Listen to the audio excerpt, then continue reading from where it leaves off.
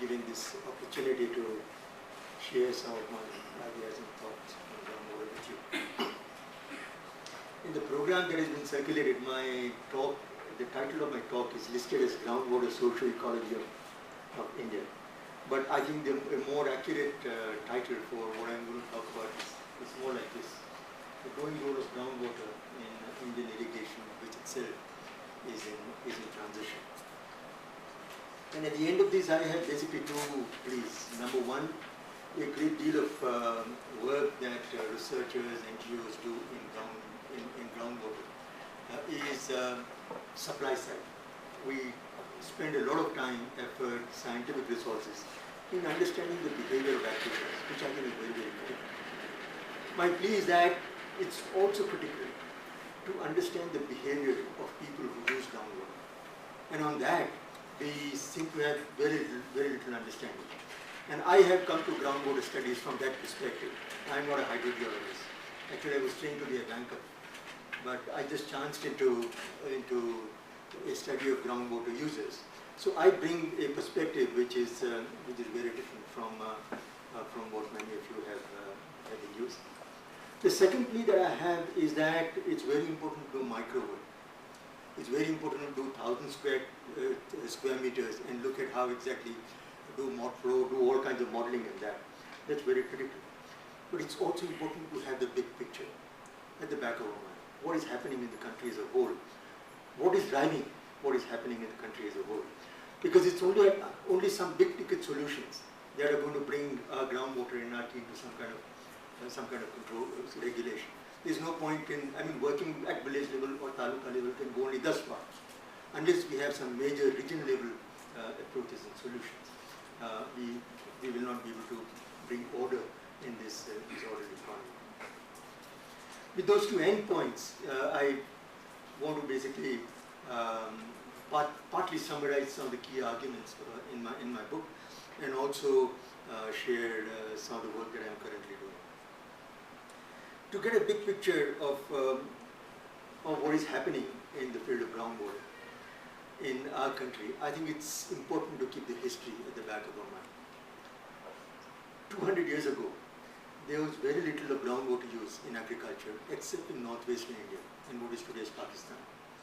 Most of the irrigation was basically using either, making very simple check structures on rivers, and so we have in south, we have a lot of tanks. In southern Bihar, we have alpine systems. In West Bengal and so on and so forth, we have those channels coming out of rivers like Bhagirathi, which used to irrigate crops. So until the British started building large irrigation systems big time, South Asian irrigation essentially was a community initiative. It was a farming community which built all the structures. It is they who managed all the structures. And many of the NGOs in India, especially CSE, has been playing for going back and reviving some of the wisdom of those days. But come 1805, 1810, the British came with Grandois plans to plan water at the river basin level, and they started building the lower Indus irrigation system. They rebuilt the Grand Anicut on the Kaveri. So we started doing irrigation big time, and there was a time when no other country in the world was as advanced in irrigation construction as India was. And very important people from countries like Australia, which needed irrigation, used to come to India to study how to build irrigation systems. So we, from a regime in which the bulk of the value in agriculture was created by management of moisture and rainfall, which is the light blue area here, the green area being water manipulated through medium and large systems, and blue area being groundwater. There was very little groundwater use. Between 1830 and 1970, we went to a second era of water development in agriculture, in which large-scale mobilization of water became the central strategy. So this green area became very large. Rainwater management became relatively small. Groundwater grew, but not really all that much.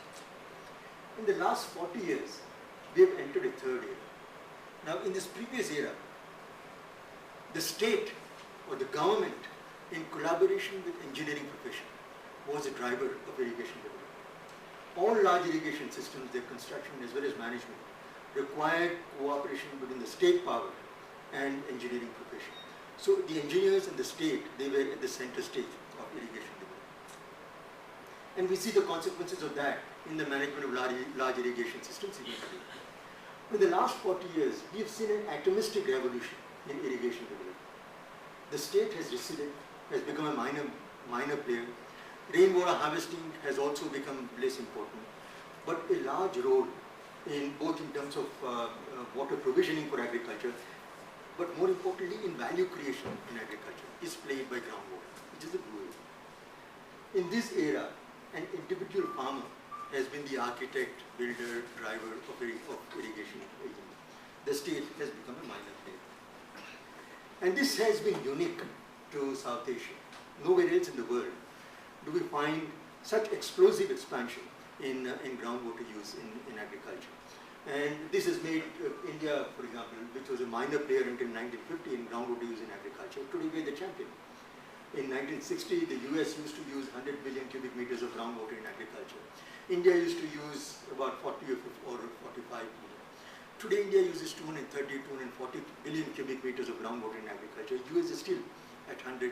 The next biggest user of groundwater in agriculture is China, which in North China plain uses a lot of groundwater. But even China's use of groundwater is less than half that of India. We have today 20 million irrigation structures, groundwater irrigation structures around India. We are adding 800,000 to these every year. And there is no sign of abatement in this rate. There are parts of India where wells are failing big time, and still more new wells are coming up. So there is an underlying dynamic that is driving this crazy expansion in private groundwater irrigation, which we haven't really understood fully. Every fourth Indian cultivator today has a well of his own. And there are very vibrant markets in groundwater irrigation service throughout India, Bangladesh and Pakistan. So many farmers who don't have their own wells, they are kind of using purchased irrigation service from. So actually groundwater for example, in central Gujarat has become a business. There are farmers who invest in tube wells not to irrigate their own fields, but to make a business out of selling groundwater. And they invest in buried pipeline networks which go to 60, 70 other farms. There are informal contracts between them. And there are 8, 10-year informal contracts to supply water. So it's become a very different ballgame. Also in terms of irrigated areas served by groundwater, these are the official figures of Government of India.